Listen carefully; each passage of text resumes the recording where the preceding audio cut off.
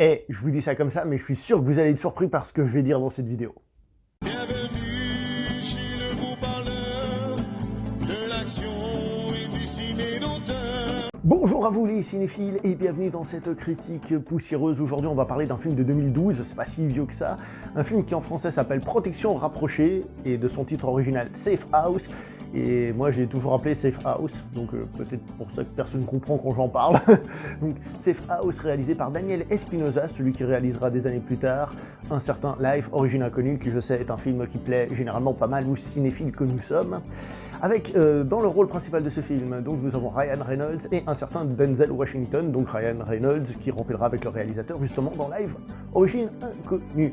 Nous avons aussi l'actrice Vera Farmiga. Ce film est donc un thriller d'action espionnage. Alors, on va pas se mentir, dans l'absolu, dans la forme, il est plutôt classique. Et il est surtout l'héritier d'une certaine mode, que ce soit dans la mise en scène ou même, si on veut, dans le scénario général. C'est l'héritier de la période Jason Bourne. Hein, mais comme dit la chanson Born to be Alive, il est content de sa blague de merde. Donc oui, on peut dire que l'histoire dans l'absolu n'est pas d'une originalité folle, c'est vrai, mais je trouve que c'est un scénario qui arrive quand même à mélanger un petit peu de suspense, de l'action, puis quand même un petit peu des enjeux et des trucs et des machins, c'est plutôt sympa. Dans le sens où le personnage de Denzel Washington est opposé à celui de Ryan Reynolds, hein, d'où la fiche de base. Le personnage de Denzel Washington est un ennemi manipulateur et tout ça. Donc il y a un rapport de force qui s'installe. Denzel Washington, comme d'hab, il a grave la classe, surtout au début où il a les cheveux un peu plus longs, puis une espèce de barbe comme ça. Après il se fait plus beau, il se coupe les cheveux et tout, mais au début je trouve que ça lui donne vraiment une certaine allure qui passe plutôt bien. Puis bon, Denzel Washington, c'est Denzel Washington, j'adore, il est très bon, etc. Ryan Reynolds, qui d'ailleurs n'est pas un acteur toujours très très bon, hein. Je sais pas qu'il est mauvais, mais c'est pas un acteur non plus de folie. Alors, évidemment, il fait rien d'oscarisable, hein, mais il est capable de montrer au début que c'est un bleu, et à la fin, qu'il a pris sacrément de l'expérience et de la maturité dans son métier, etc.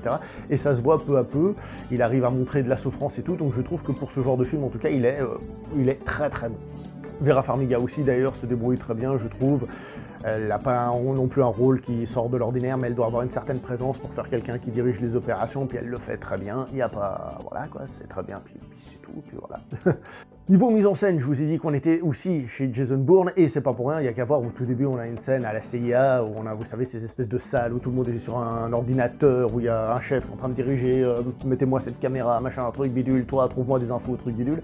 Et c'est filmé, on se croirait dans Jason Bourne, avec ces espèces de zoom, ces caméras qui bougent tout le temps et tout. Et personnellement, j'adore, parce que c'est très lisible, évidemment, c'est pas juste...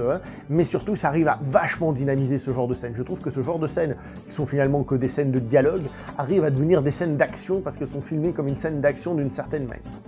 Qu'en est-il de l'action pure dans ce film? Les pam-pam, les pam-pam, hein? Qu'en est-il? Eh ben, c'est plutôt très bon. C'est plutôt très bon. Attention, il y a quand même des énormes défauts à des moments, mais c'est plutôt très bon, faut dire les choses comme elles sont. Parce que par exemple, l'une des premières courses-poursuites que nous avons dans le film est une course-poursuite en voiture. Alors, qu'est-ce qui se passe? Nous sommes donc dans la circulation normale, et le réalisateur a le bon goût, certes, de nous montrer des plans de temps en temps larges qui nous permettent de voir la spatialisation, plus ou moins ce qui se passe, et même quand on a un gros plan sur un visage, par exemple, à un moment donné, on a un plan comme ça sur le côté du personnage de Ryan Reynolds, enfin comme ça plutôt. C'est pour ça que je me suis mis de côté, pour que ce soit comme vous. Et ici, on voit la voiture adverse qui est en train de rouler à côté, ou qui va lui rentrer dedans. Ce que je veux dire par là, c'est que dans ce plan qui est censé couper pour justement être dynamique, être nouveau et tout ça, il arrive quand même à nous y retrouver. Il y a par exemple une scène qui manque un petit peu de visibilité, c'est la scène où il court sur les toits d'un bidonville. Là, c'est vrai que ça peut manquer un petit peu, mais le réalisateur a l'intelligence de temps en temps de nous faire un plan large, tac, dans lequel on voit où est l'un, où est l'autre et où est l'autre. Alors évidemment, par exemple, les adversaires sont censés être un peu partout, en train de lui courir derrière, donc c'est pour ça qu'on ne voit pas forcément tous les adversaires, mais ce que je veux dire, c'est que dans la mélasse que ça pourrait être, le réalisateur arrive, juste avec quelques plans, à nous resituer l'action et à rendre tout ça, du coup, beaucoup plus lisible. Ce qui fait qu'on a le dynamisme des scènes d'action, on va dire, moderne, mais attention, il perd pas totalement la lisibilité. Pas totalement, mais quand même des fois il la perd. Surtout lorsqu'on est au combat rapproché. Je pense le moment où Ryan Reynolds se bat avec des flics, il est resté vague, où là, c'est pas clair du tout, ou même à un moment donné, on a le personnage de Denzel Washington qui se frite à main nue avec un gage dans la scène justement du bidonville, et là, on piche que dalle à ce qu'ils font avec les mains, hein. Je veux dire, justement là, il a de la peine à mettre en avant le mouvement des bras pour qu'on comprenne où est-ce qu'il frappe, comment, pourquoi, et ça c'est un petit peu dommage, il y a d'autres scènes qui sont plus réussies, heureusement, mais c'est vrai que tous les mouvements sont pas toujours très clairs lors du combat à main nue, voilà.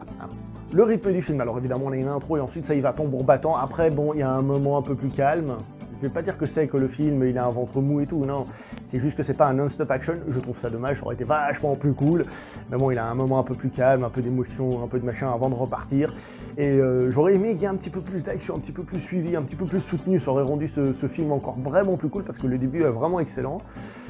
Et bon, au final, qu'est-ce qu'on a avec ce film? Parce que je ne vais pas tourner autour du pot pendant 300 ans. On a un film qui est plutôt bien mis en scène en règle générale, dans les scènes d'action aussi. Il n'est pas loin de tomber dans le néant, mais grâce à quelques coups de caméra, eh ben, il arrive souvent, pas tout le temps, mais souvent à sauver les meubles, à les sauver et du coup à nous faire profiter de cette énergie, de cette mise en scène moderne sans totalement nous perdre. Donc c'est déjà pas trop mal, hein. Et l'histoire en elle-même, plutôt classique mais plutôt efficace parce que justement on a un rapport de force, on a un petit peu d'enjeu espionnage sans non plus en faire des tonnes et devenir un truc pseudo compliqué, non on n'est pas du tout là-dedans, c'est simple, c'est limpide, c'est direct, voilà quoi. Vous l'aurez donc compris, c'est un film que je recommande, c'est un film que j'aime bien, que je trouve plutôt très bon, je l'avais bien aimé au cinéma et là je le revois et je prends encore du plaisir. Hein, évidemment pas un film qui va révolutionner l'histoire du cinéma, sinon il l'aurait déjà fait, mais un film qui passe bien et qui pour moi mériterait d'être réévalué à la hausse parce qu'il y en a qui reparlent souvent de certains films de merde, alors que celui-ci, il en écrase beaucoup de ces films de merde que certains ressortent. Voilà, je n'en dis pas plus, je vous laisse sélectionner quels sont ces films de merde. Je vais m'arrêter là pour cette vidéo, n'oubliez pas de liker, commenter, partager, on se voit prochainement pour une prochaine vidéo, portez-vous bien, ciao tout le monde.